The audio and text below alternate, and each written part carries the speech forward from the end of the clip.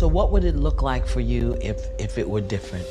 If you didn't have that responsibility and if they weren't leaning on you, what would your life look like? What would you be doing? Oh, I would have soared higher.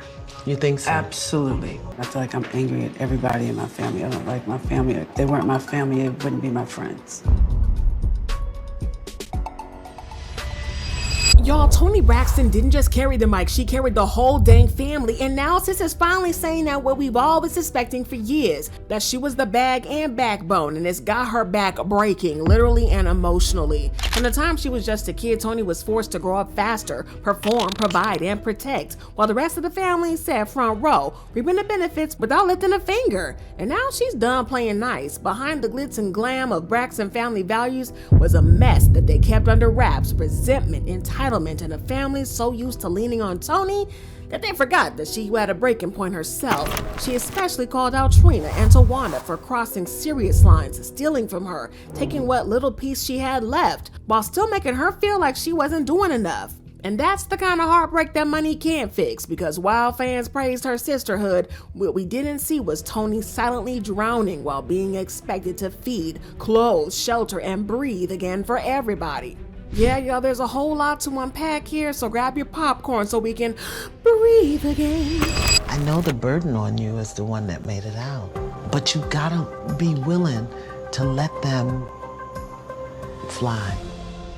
I feel like I do. I feel like they don't let me fly. Now everybody knows the Braxtons are back on our screens, and baby, it's messy. From the outside, Toni Braxton looked like she had it all together, the voice, the Grammys, the glow. But behind the awards and magazine covers, she legit hated her life. But before we get ahead of ourselves, let's put some respect on Miss Toni Braxton's name, like the queen that she is. Back when some of y'all were still in diapers or embryos, Toni Braxton was already winning Grammys, topping charts, shutting down red carpets, and redefining what R&B excellence looked like, all while feeding a family that thought her success was community property. Y'all want to call her an artist? I consider her a whole legend. 7 Grammys, over 70 million records sold, a voice that can make you cry in the club and in the church.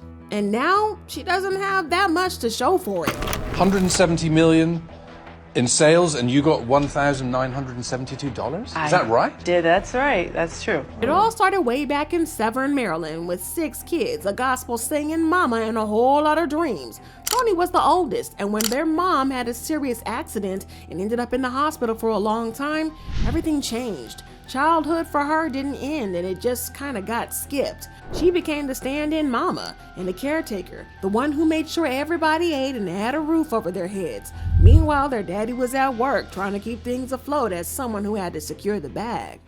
About 13 or 14, my mom, she had a really bad accident. She fell. Her back was really messed up, so she was in hospital a long time. And so I was a surrogate parent for a moment. Where was Dad? Working, had to make a living, had 6 kids. So when Toni's career took off in the 90s with that iconic Unbreak My Heart and Breathe Again, the vibe at home shifted heavy. Instead of celebrating her success, her own sisters reportedly started treating her like a walk-in bank account. Toni recently opened up about how emotionally and financially drained she's been for years. According to her, she was carrying the Braxton name, and the Braxton bills, the Braxton car notes, the Braxton rent, she handled it. The Braxton business ideas that flopped, she funded those too. And while she never dropped receipts on how much she spent, it's crystal clear that they rinsed her dry. Now listen, Toni ain't naming names in every interview, but it's clear that Trina and Towanda were high up on that list. She said it wasn't just emotional toll that it took, it was the fact that they wanted to get paid to work with her. Meanwhile, Tamar, as chaotic as she is, was out here helping pay for things without asking for a dime. Now that's loyalty. Sis even spilled that when it came time to perform, Tamar sang backup for free, but Trina wasn't in invoices. Now to be fair, Towanda was an executive assistant, so she got paid, but even then, Towanda still never helped her out. But even with their mom, Toni's words hit different when she said, "I could have soared higher if I didn't have to carry so much." Dang, y'all, that's real and that's deep. And if they weren't leaning on you, what would your life look like? What would you be doing? Oh, I would have soared higher. But y'all, this family feud is just heating up because what started as one sister's heartbreak is about to crack open a whole vault of Braxton secrets. The lies, the drama, the truth behind Tamar predicting it all those years ago. But moving on, let's just say when it rains in the Toni Braxton household, it pours. And not the cute kind, nah.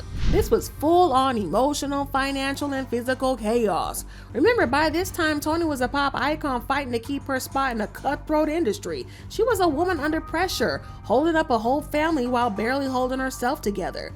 When I tell you that people played in her face during her hardest times, the disrespect doesn't even begin to describe it. Now, in case you're thinking that selling over $170 million worth of records and all the success she should have achieved would have her set for a life, well, hold that thought. You're not ready for the wild financial roller coaster that Toni Braxton was trapped in. Turns out she was out here making literal pennies per album, 35 cents per album to be exact, and Toni was feeding an entire record label while her own wallet stayed starving. Imagine being the face of success and still going home empty-handed. And when she finally said enough is enough and took her label to court in 1998, what happened? 8 weeks later, she had to file for bankruptcy. Again, it wasn't from spending crazy, it was from being trapped in a predatory contract that forced her to pay back the label for things like travel, studio time, outfits, and music videos. She was literally financing her own fame and then paying it all back, getting nothing in return. But people only got to learn how bad Toni's situation was while on an interview with Oprah, one that turned into a hell of a disaster. You'd expect a queen to recognize other queens in a crisis, right? But instead, Oprah sat Toni down on national TV and gave her the most cold, condescending, "why are you broke if you're famous" types of moments in her career. Toni was expecting compassion, but what she was met with was humiliation. I read that you were upset about stories that your overspending caused this, because it would appear, and you can explain to us whatever you want to explain to us, but it would appear that even if you don't believe that you got the percentages you felt that you got, you still knew that there was a certain amount of money coming in. Exactly. And, exactly. And you overspent that amount of money. Well, I was doing math. 1 + 1 is 2 all day long, all across the world. Y'all, the backlash from that interview flipped public opinion against her. Not only that, but word in the streets is that Oprah even tipped off Toni's label about the interview, warning them that she might expose them. Like, who does that? But it felt like she was more loyal to corporate execs than to the women sitting across from her. So in the end, the interview wasn't just a bad moment, it was a career setback. Still, Toni tried to bounce back, but then came 2010 when life threw another punch. She was diagnosed with microvascular angina and lupus, which forced her to cancel her lucrative Las Vegas show. By this point, it was clear that the devil was working overtime in Toni's life because just as things were going from bad to worse, her insurance didn't cover the Vegas cancellation. So guess who had to pay all out of pocket? Yes, y'all, her. That's production costs, lighting, musicians, hotel rooms, salaries, everything, all gone. And just like that, she filed for bankruptcy again. How did that happen? Because I allowed all my finances to become everyone else's finances. That's pretty much how I got here. Then just when you think things couldn't get any worse, the IRS and the California Franchise Tax Board pulled up uninvited in 2010. Like, cough up that coin and run us all money.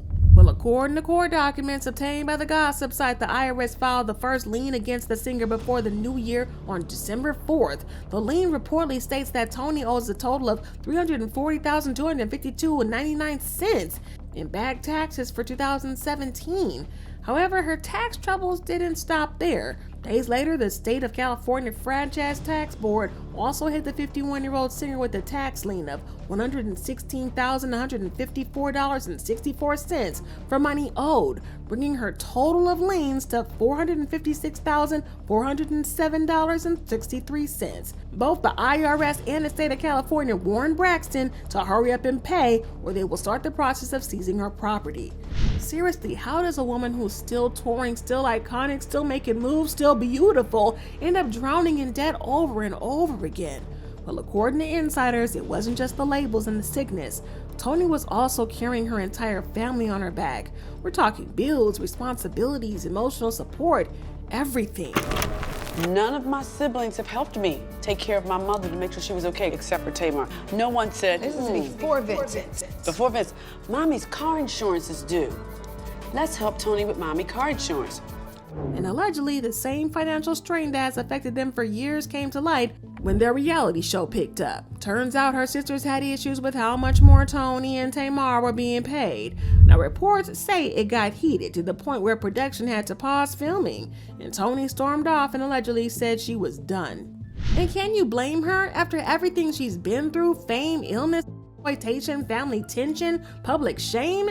You could argue that Toni Braxton is still standing, but at what cost and in what condition? But let's zoom in on this feud between the sisters. Just a quick reminder that we're talking about fully grown adults with voting rights in their late 40s and late 50s, still beefing over their sister's corn like it's high school lunch money.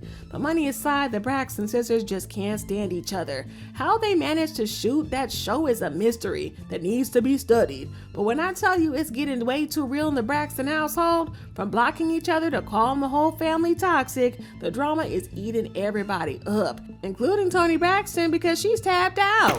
Because at this stage in my life, I'm exhausted on my sister's behavior. But let's start with this mess, because before Tracy passed, Toni said they all promised to keep the peace for her. But y'all, ain't nobody keeping that promise. In fact, it's worse than ever. Reports say Toni is done, like she's over all the chaos. Word on the streets is that none of her sisters showed up to support Tamar's premiere for her cooking show. Like, nobody. And why? Apparently a major fight popped off just 2 days before the event. And right after that, Towanda started throwing subs online like, "To everyone who distanced themselves from me, kindly stay there."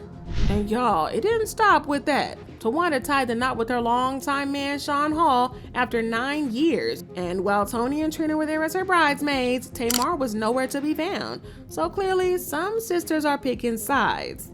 Then there's this awkward tension from their own reality show. When someone asked Towanda how she felt about not having access to Tamar, Tamar jumped in saying Towanda just doesn't care about her. Tamar even said she always is the one reaching out first, and that Towanda only hits her up when the cameras is rolling. Well, Towanda, on the other hand, as unhinged as she's always been, simply said, I quote, "I don't pour into certain vibes anymore." Translation, she's done giving Tamar that sisterly grace. Towanda literally added that she's only focused on her household now, her kids, and her man, period. It's a matter of respect. I respect where people are. That's just it. I respect where people are. I don't engage. I don't pour into certain types of energy. I make different choices in my life. And that's just where I am. I don't know about y'all, but it feels kind of like even though Towanda has always appeared as the level-headed one, she's been playing the long game. Really, there's been tension for years. From what's being said, she's leaned on Toni a lot, especially during her divorce and when her coins weren't right. Now, supporting your sister, that's normal, but Toni's energy lately says she's feeling more used than supported. It's given, I got you when you needed me, but where were you when I needed you? And fans are going wild online, choosing sides, and some are saying Towanda's always had issues with Tamar, and others claim it's jealousy over Tamar's career. But that isn't just a two-sister beef, it's affecting everybody. Even Toni, who's been the glue for years, supporting, working, being a breadwinner, is pulling back. People are saying the emotional toll from all this might have even worsened her health conditions. This person said, "We did not want the Braxtons to come back just to see them arguing all the time. We want to see them loving on each other. That's what we need to see." This person said, "Sometimes you just need a long break from your family. They sound like they need that break." Another one wrote, "Toni is owed so much in so many ways." And then there's this last comment that hit the nail on the head. "It always begins with their parents, especially their mom. She needs to be blamed." But y'all, we gotta take a backtrack real quick and talk about Tracy and the real cost of family fame for the Braxtons, because listen, if we're keeping it a buck, the real heartbreak in all this Braxton mess was Tracy. Before she passed in 2022, Tracy Braxton had already been carrying a lifetime of pain. Like, y'all remember how she was basically cut from those early music deals just because of an early pregnancy? Yes, that hurt ran deep, and even though she tried to smile through it, everybody could feel that she never fully got over it. The whole time, everybody has a narrative of, we left Tracy behind. We signed without Tracy. Right. Now, that part is true. We did sign without Tracy. But the fact is this. We signed in August. Tracy was pregnant with little Kevin. back in the 90s, you could not be a female and be pregnant. And what they said is they want every woman to want to be like you and for every man to want to be with you. That was it. And honest to God, me and Trina was like, damn, we don't want to sign. Tracy was like, go ahead. And it somehow affected her relationship with Toni, which went beyond sisters having petty spats. It was layered.